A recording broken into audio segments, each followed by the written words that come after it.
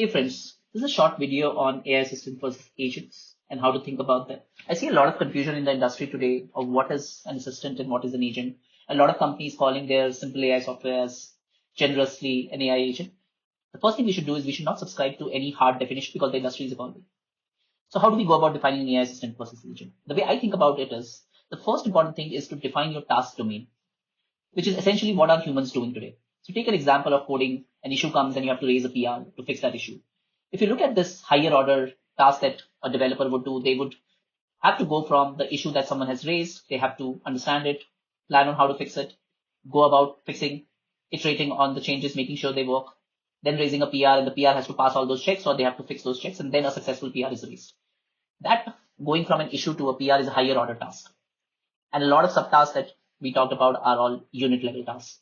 So the first way to think about an agent is whatever your task domain is, whether coding or creating videos or creating songs or whatnot, is can the AI software really autonomously, which is without much help from humans, can complete this complex multi-step higher order task.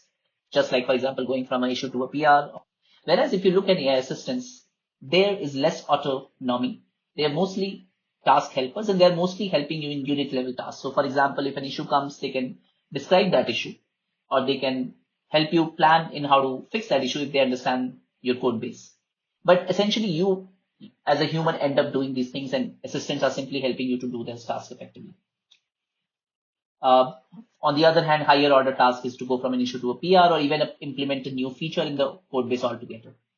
Typically, the agents use a lot more tokens. They are very token hungry and they need very powerful model. Compare that to assistants, which are task helpers. They will use much less tokens, probably need much less powerful models. Since agents are expensive, it's very important that those higher order tasks should be economically viable as well. If you're going to spend a lot of tokens or essentially your dollars in doing those tasks. So coding is a very high value activity. If you're able to do those higher order tasks, you're able to go from idea to app, or you're able to implement a new feature in the code base largely autonomously. That's a really high value task. And that's a big example. So today, if you ask me, really AI agents that solve complex multi-step higher order tasks, there are two great examples. One is Claude Code and two is deep research agents that a lot of these companies provide. I personally like OpenAI and Gemini. So if you look at Claude Code, based on a lot of feedback from professional developers, it is really autonomous in doing these higher order coding tasks in the coding domain. And people are essentially paying $100, $200 and extracting a lot more value out of it. So it is a high value task. Coding is a high value task and building agents, spending a lot of tokens makes sense. Same goes for deep research agents. I think a lot of people take deep research lightly in terms of, making a search query and getting the search results and summarizing it. But deep research agents are really behind the scenes. They have planning, they take a higher order query, or let's say you want to build a report on something. So they'll take a query, break it down, plan on how they're going to research about it, then go out and execute that plan, figure out how to synthesize that plan. If that plan, the outcomes are not good enough, they'll again go out and try again, and then how to synthesize all the information they've gotten. This is a really a complex multi-step task, something that humans do over the period of days where they do multiple research, keep noting down all the information they get, and then finally synthesize that into a report. That's essentially what deep research agents are doing, and that's why they take 15, 20 minutes. Again, a very high value task, because if you look at beyond coding, a lot of time, most of us in digital domain are actually doing research and synthesizing information and creating reports or docs or whatnot. So these are the two I believe are really a great example of agents of AI software which are solving complex multi-level tasks.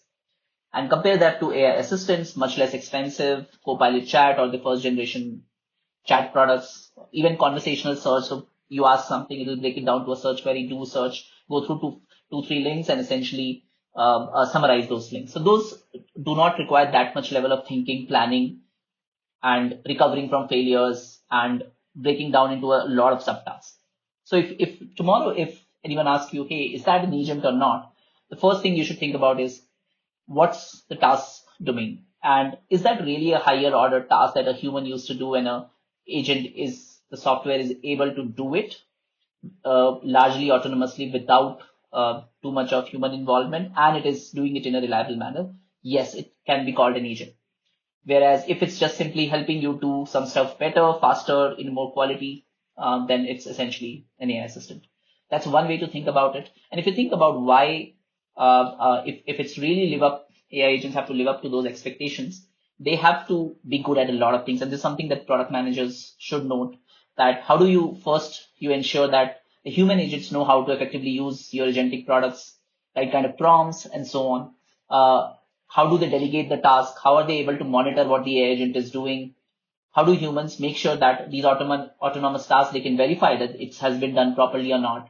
There's a transparency required that if AI agent is going to go out and do a bunch of stuff, a bunch of lower order tasks to complete that higher order task, how do I understand what actions it took in the last 15, 20 minutes or 1 hour or whatnot? And being able to read through those audit trails. And most importantly, how do we make sure that humans trust? Because the trust level in any AI products, especially when you're claiming that you can solve higher order tasks, is really low. And there should be an extra effort that the products should do in making sure that AI agent products should do in making sure that they can build trust. So yeah, so this is how I think about AI agent.